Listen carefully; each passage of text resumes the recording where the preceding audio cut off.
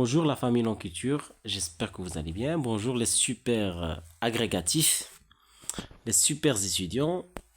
Dans cette vidéo, je vous présente une synopsis de Sakuntala, la synopsis ou le synopsis. Un résumé bien détaillé de l'œuvre de Kalidasa. Prologue. Le prologue, moment obligé par lequel commence obligatoirement toute œuvre dramatique, met en scène le directeur de théâtre, sous le bâton, la houlette, duquel se fait la représentation, et l'actrice principale, qui incarne le personnage de l'héroïne.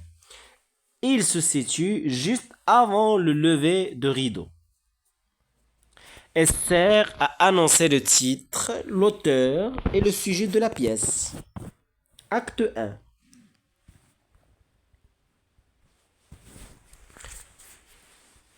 Acte numéro 1.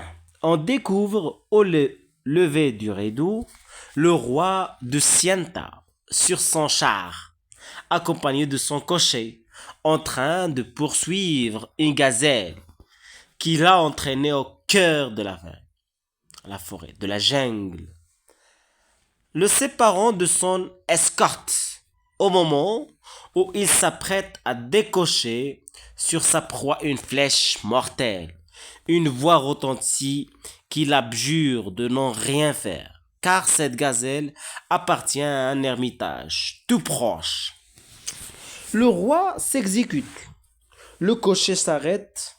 Le char paraisse l'ermite qui a parlé et deux de ses compagnons. Il lui prédit qu'il aura un fils qui deviendra maître de l'univers et l'invite à venir à l'ermitage du sage Kanva, où, en l'absence de ce dernier, l'accueillera sa fille. De Sienta demande à son cocher de l'y mener, descend de son char, se dépouille de sa tenue princière et entre dans l'ermitage, où il ressent un tressaillement de son bras droit, heureux présage qui dans ce lieu suscite son incompréhension. Il y est aussitôt frappé par la beauté de Sakuntala, qui soigne les arbres qui les arrosent, qui soigne les arbres de l'ermitage en compagnie de ses amis Anasuya et Priyamvada. Anasuya et Priyamvada, et qu'il observe à son insu. Lorsqu'une abeille s'en prend à la jeune femme, s'en prend ça veut dire attaque, il paraît pour chasser l'insecte et se présente comme un envoyé du roi de Sienta, chargé de veiller à la sécurité de l'ermitage.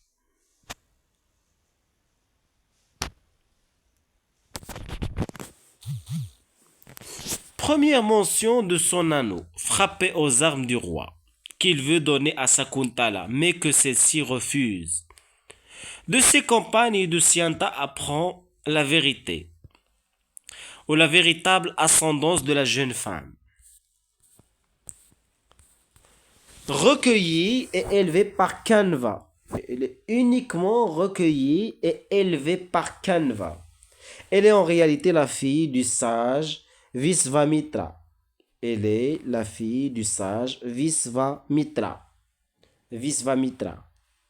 Un guerrier qui, par une sévère ascèse, a obtenu de devenir brahman, et de la nymphe céleste Apsaras Menaka, qui l'a séduit afin de le détourner de ses austérités. C'est donc une princesse appartenant à la noblesse guerrière, l'ordre Kshatriya. Elle peut devenir son épouse. S'ensuivent quelques échanges entre le roi Sakuntala et ses deux amis, au cours duquel se révèle l'intérêt que lui porte la jeune fille, sans que celui-ci soit exprimé. Puis, à l'annonce qu'un éléphant sauvage troublé par l'arrivée de l'escorte royale, l'escorte, menace de perturber l'ermitage. Les jeunes filles se retirent et de Sienta leur promet sa protection. Acte 2. Ça, c'est extraordinaire. Très bon résumé. Très bon résumé. Attendez un instant. On s'arrête un petit instant. Je vais boire. Un poco. Pardon.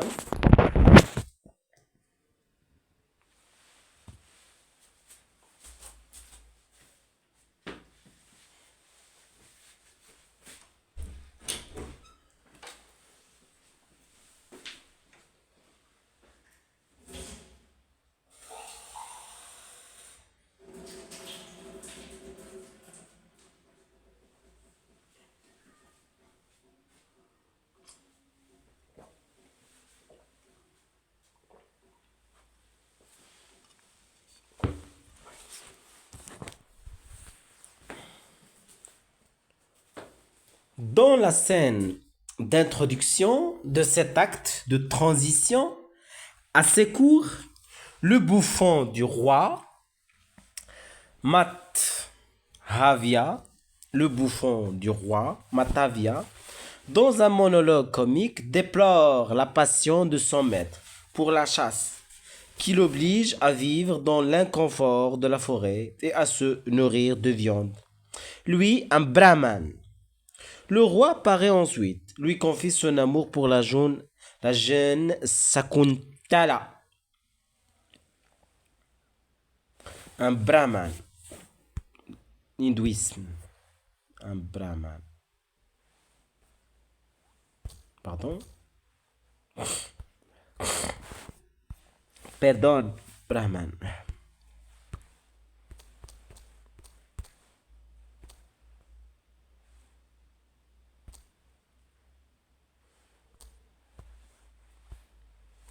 Un membre de la caste sacerdotale, la première des 4 grandes castes chez les hindous, qui enseigne la doctrine des Védas, le livre sacré des hindous. Le Veda, livre sacré des hindous. Astaghfirullah.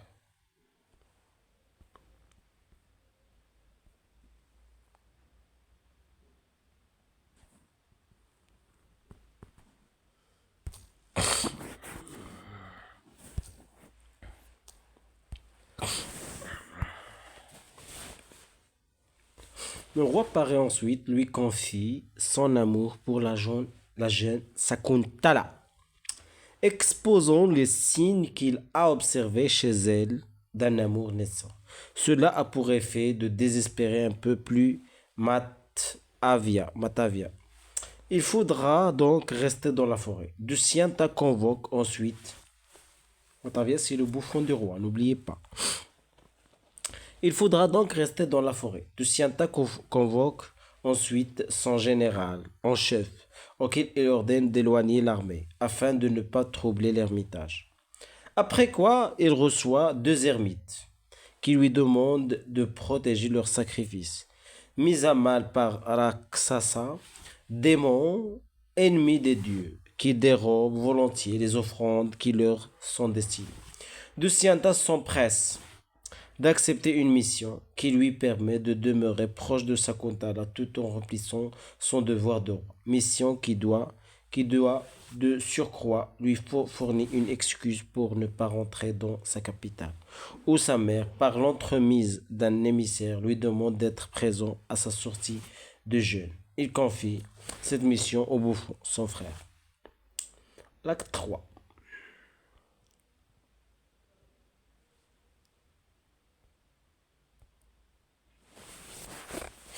L'acte 3. Dans le prologue de l'acte, un disciple de Kanva annonce que le roi a su, par son intervention, protéger les sacrifices. Puis, s'adressant à Priyamvada, qu'il aperçoit hors de la scène, portant un onguent, d'Ussira et des feuilles de lotus, remède contre la fièvre. Il l'interroge et nous apprend ainsi, en répétant la réponse de la jeune femme, que Sakuntala est souffrante. Entre ensuite le roi, revenant du sacrifice auquel il a assisté, qui exprime son amour pour Sakuntala, suit les traces de son passage et la découvre. allongée sur un banc où elle se consume de fièvre. Il demeure caché pour la surprendre. Elle demeure cachée pour surprendre sa conversation avec ses deux compagnes. Il demeure caché pour surprendre sa conversation avec ses deux compagnes. Priyanvada et Anasuya. Il apprend ainsi qu'elle brûle d'amour pour lui.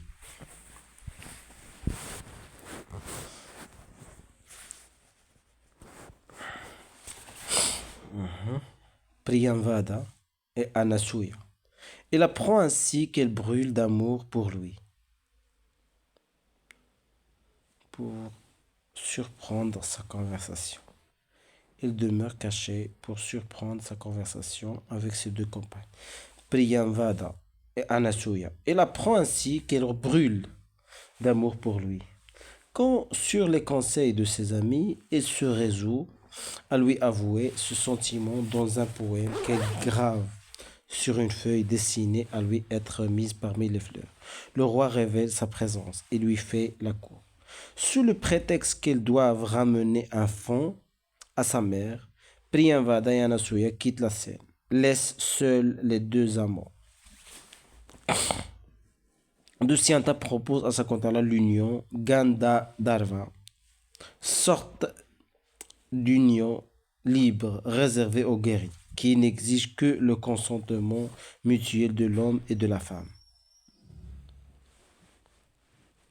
D'union libre réservée.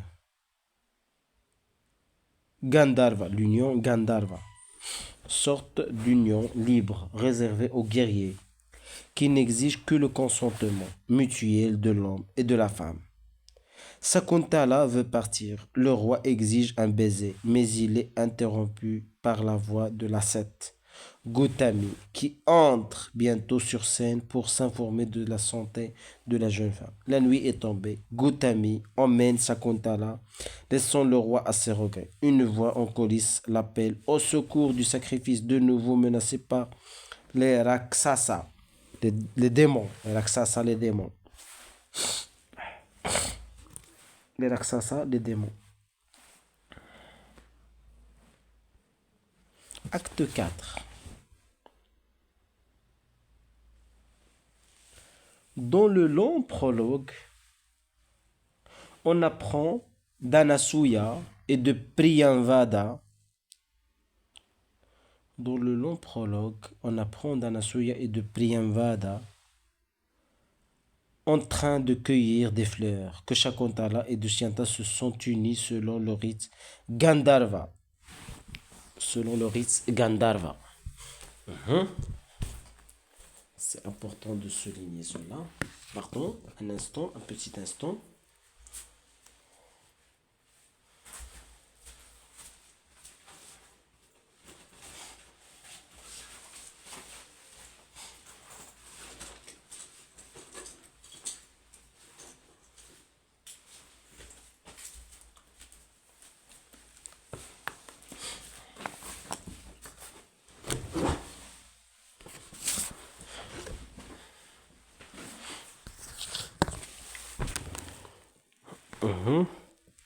Selon le rite Gandharva, que le second est reparti dans sa capitale et que Kanva est de retour, le père c'est Kanva, de retour à l'ermitage. La voix de l'ascète Durvasas, depuis la coulisse, maudit Sakuntala, qui, absorbé par ses amoureuses pensées, a négligé les rites d'hospitalité à son égard. Vous voyez, ça c'est très important de souligner cela.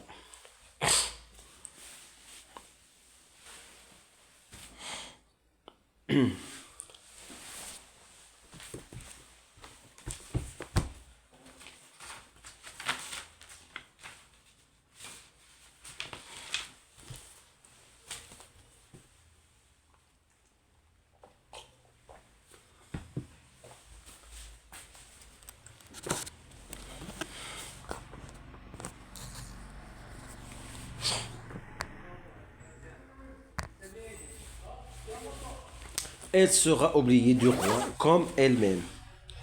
vient d'oublier ses devoirs rituels. Priyamvada sort aussitôt pour tenter d'obtenir le pardon de l'ascète offensé, puis revient annoncer qu'elle a obtenu que le roi retrouve la mémoire. Si la jeune femme produit un signe de reconnaissance, les deux compagnes de la princesse sont rassurées, car apprend-on d'Anasuya, de Sianta à son départ a remis son anneau royal à Sakuntala. Elle décide Elle décide cependant de ne point lui en parler, afin de ne pas l'alarmer. Entre un disciple de Kanva, qui convoque le soleil en train de se lever. Puis, à nouveau, les deux compagnes de Sakuntala. On apprend d'elle qu'une voix céleste a révélé à Canvas non seulement l'union des deux jeunes gens, mais encore la grossesse de Sakuntala. Donnant son assentiment à cette union, le sage a décidé d'envoyer Sakuntala à Hastinapura afin de la remettre entre les mains de celui qui désormais doit être son époux. Hastinapura. Hastinapura.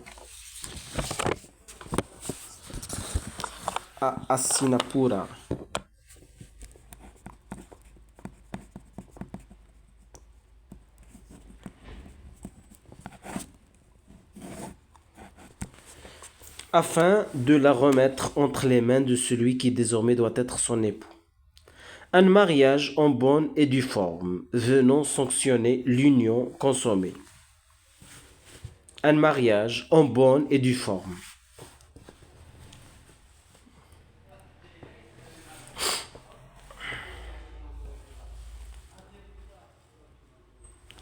En bonne et due forme, venant sanctionner l'union consommée selon le rite Gandharva. Le rite Gandharva du roi. Pardon, je dois écrire cette idée-là. Le rite Gandharva.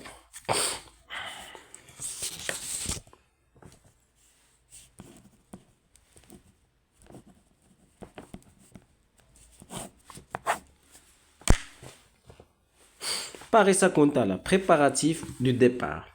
Bénédiction adressée à la jeune femme. Prédiction. Bénédiction. Parisakuntala, préparatif du départ. Bénédiction adressée à la jeune femme. Prédiction.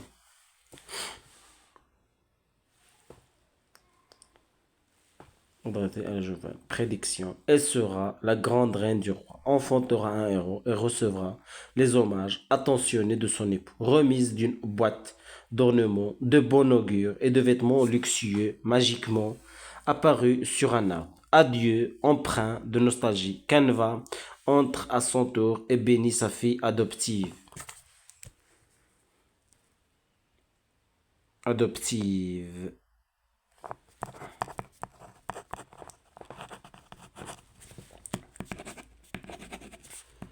Adoptive de Canva. Canva entre son tour et bénit sa fille adoptive, qui s'apprête au départ.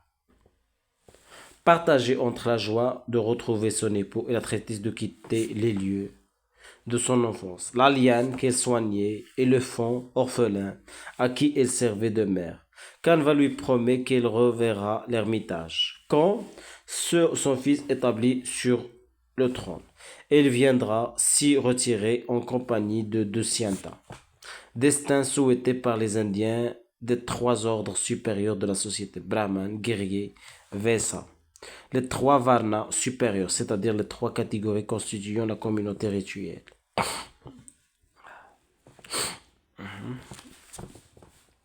Supérieur de la société Brahman, guerrier, Vaisya. Les trois varnas supérieurs, c'est-à-dire les trois catégories constituant la communauté rituelle. Acte 5.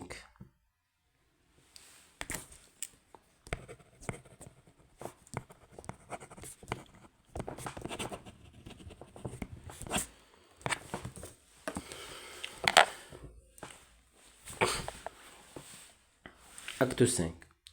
Au prologue, le roi entend chanter depuis la coulisse par la reine Am Sapadika. Am Sapadika, Am Sapadika. Au prologue, le roi entend chanter depuis la coulisse de la reine Am Sapadika une strophe qui, par le secours, à l'allégorie d'une abeille qui butine le lotus après avoir goûté en manguier. Il lui reproche de la délaisser au profit de la plus jeune reine Vasumati.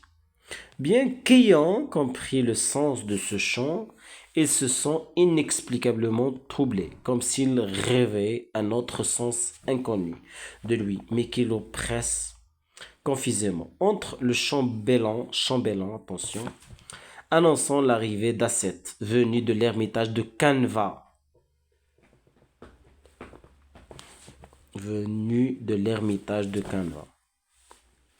Entre le chambellan annonçant l'arrivée d'Asset, venu de l'ermitage de Kanva. Le roi ordonne que le chapelain, prêtre, accomplisse les rites qui s'imposent avant de les recevoir lui-même et se rend au sanctuaire du feu, qui fait partie du complexe du palais royal. Introduit les deux ascètes, Sarangarava et Saradvata. Sarangarava et Saradvata. Sarangarava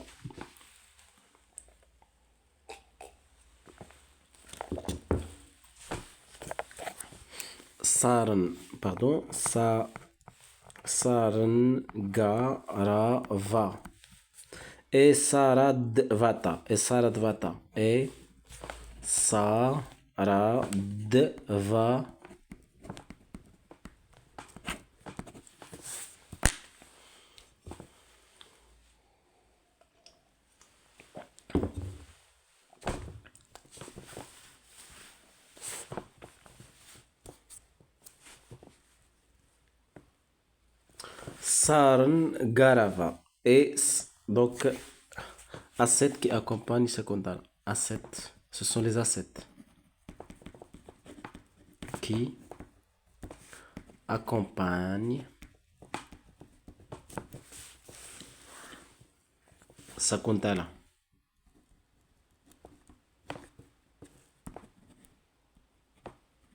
Vers la vie du roi. Sarangarava et Saradvata s'étonnent et s'alarment du luxe de la cour, qui contraste avec le dépouillement de l'ermitage. Sakuntala à son entrée sent son œil droit qui tremble, présage funeste que Gautami tente de détourner. Le roi la voit, s'émerveille de sa beauté, bien que son visage soit alors voilé. Mais, ne la reconnaissant pas, la considère d'emblée comme la femme d'un autre, qui lui est interdite. Après que Dushyanta a interrogé les ascètes sur le bien-être de l'ermitage et de ses habitants, Sarangarava lui lit le message de Kanva, par lequel celui-ci lui accorde la main de sa pupille et lui enjoint de respecter sa parole. Mais le roi ne la reconnaît pas et ne se souvient pas qu'il s'est uni à elle.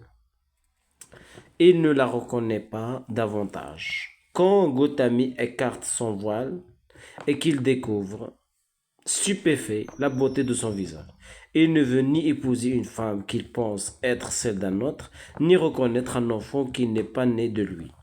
Invité à répondre, Sakuntala veut produire l'anneau qu'il lui a remis avant de la quitter, mais constate que son doigt ne le porte plus, ainsi que le comprend Gautami. Elle l'a perdu au guet sacré de Sakravatara. Elle l'a perdu au guet sacré de Sakravatara. Cet incident renforce la suspicion du roi, qui la repousse d'Oreshef. Dès maintenant, il s'ensuit un échange de paroles acerbe, où l'on entend tour à tour les ascètes et la princesse reprocher au roi de manquer à sa parole. Mais rien n'y fait. Les ascètes, pardon,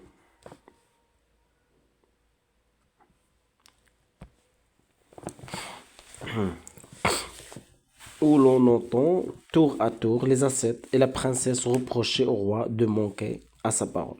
Mais rien n'y fait. Les ascètes quittent la cour, abandonnent Sakutala qui veut les suivre, mais qu'il repousse parce qu'une femme appartient à son époux, qu'il la reconnaisse ou non. Le chapelain propose au roi de la recueillir chez lui jusqu'à ce qu'elle accouche et que l'on puisse juger, au signe que portera ou que ne portera pas l'enfant. Si Dusianta en est ou non le père, le roi y consent. Le chapelain emmène la jeune femme. Emmène la jeune femme. À peine ont-ils quitté la scène que les voix crient au prodige. On apprend au roi qu'un éclair de forme féminine a emporté sa Sakuntala. Celui-ci retourne à ses occupations, sans se souvenir, mais inquiet du trouble que ressent son cœur. Acte 6, pardon. Le prologue met en scène un pêcheur qui exerce son métier à Sagravatara. Sagravatara. Sagravatara. Sagravatara.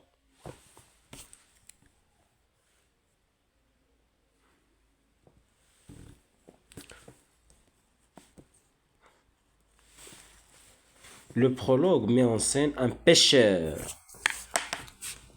qui exerce son métier à Sagravatara, arrêté alors qu'il tentait de vendre un anneau.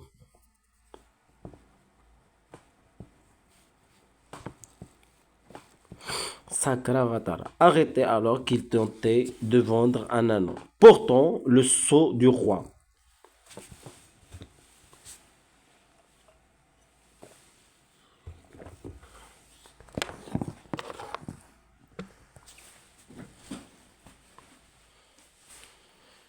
Le prologue met en scène un pêcheur qui exerce son métier à Sagravatara.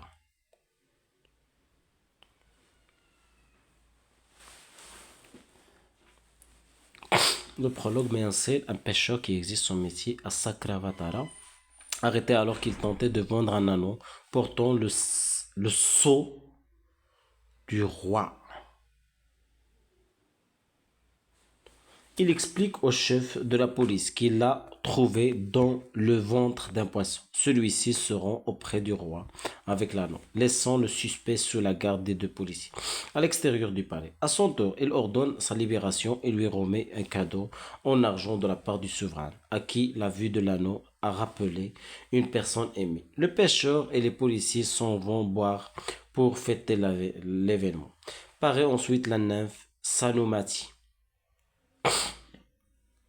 sur son char céleste que son ami Menaka a envoyé s'enquérir de ce qu'il advient du roi.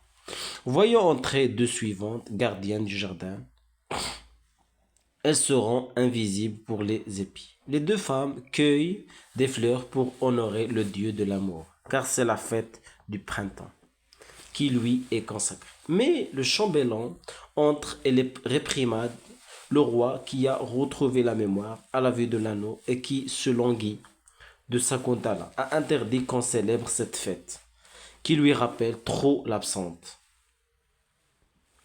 Elles sortent, accompagnées du bouffon. Dusianta entre, offrant par son habit et son maintien tous les signes du désespoir, que ses paroles expriment également à la grande satisfaction de Sanumati. Il se fait remettre le portrait qu'il a peint de Sakuntala, sur lequel il médite longuement, imaginer des compléments à lui apporter. Assailli de souvenirs, puis la gardienne des portes lui remet un document sur lequel est consignée une affaire qu'il doit trancher, celle d'un marchand mort sans héritier, situation qui lui rappelle douloureusement la sienne, et renouvelle ce remords d'avoir rejeté Sakuntala, grosse de ses œuvres. Alors qu'il rend son verdict, on entend les cris de Matavia, saisi par un démon qui s'apprête à prendre son sang. Le roi aussitôt réclame son arc et vole à son secours. Mais il s'avère que c'était une ruse de Matali, le cocher du roi des dieux Indra, destiné à susciter sa colère et à le sortir ainsi du désespoir. Il est venu sur l'ordre de son maître, chercher de Sienta pour qu'il combatte une bande de Danava, sorte de démons. Bande de Danava, sorte de démons. Bande de Danava. Bande de Danava. Sorte de démon. Sorte de démon.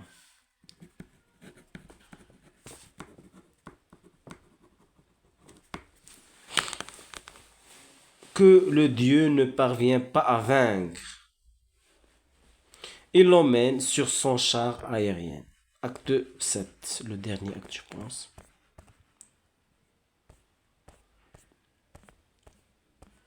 Acte 7. Le lendemain, Matali reconduit de Sienta, vainqueur des démons et couvert d'honneur par Indra, sur son char qui traverse les airs.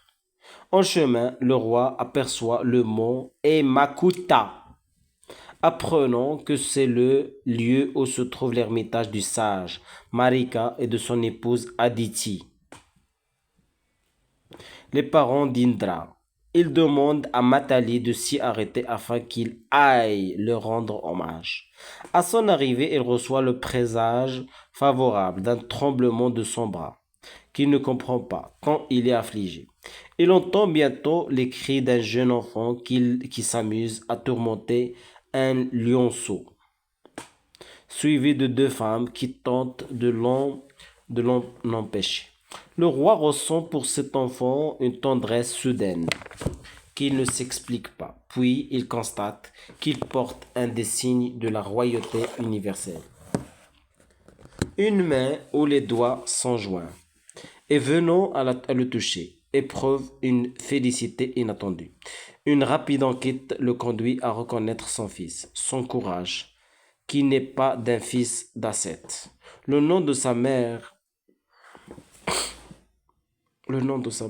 que l'enfant croit reconnaître dans la bouche d'une des deux femmes autour d'un calembour involontaire, le présage d'une amulette qui ne se transforme pas en serpent, quand le roi la ramasse, privilège réservé à ses parents. Le nom de son père, le sien, qu'il vient de prononcer, entre alors Sakuntala. Les deux époux se reconnaissent et se retrouvent. Puis Matali les introduit auprès de Marika et d'Aditi.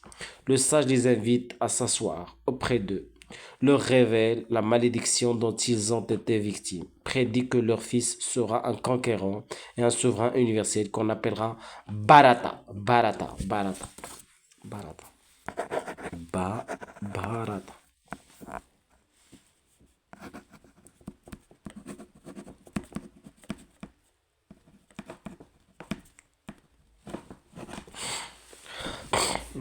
Puis les renvoie dans leur capitale terrestre, sur le char de Matali, non sans avoir fait en sorte que Canva apprenne ce dénouement heureux. Les personnages. Waouh, waouh, waouh. De Sienta. Un très bon travail, ça. Ça, c'est un très bon travail. Ouais. Donc, je vous remercie et au revoir.